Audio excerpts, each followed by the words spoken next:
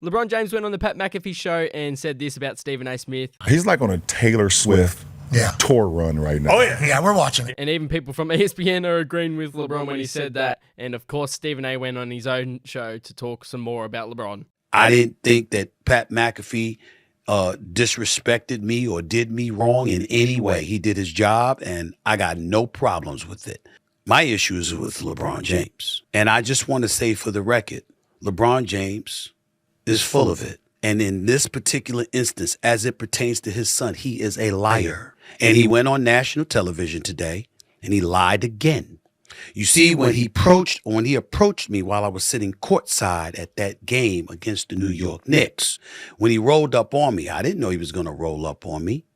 I had no idea. But when he said what he had to say, I was in no position to give any kind of retort without making a scene. It was during the third quarter. It was fresh out of a timeout.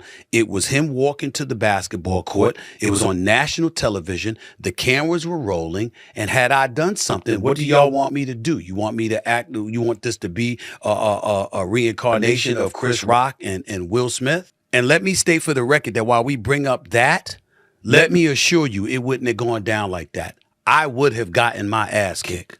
Because had that man put his hands on me, I would have immediately swung on him. Immediately. That I'm not going to tolerate.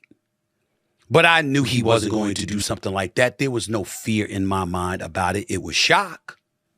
Because as I have repeatedly stated, I was not talking about his son. I was talking about him.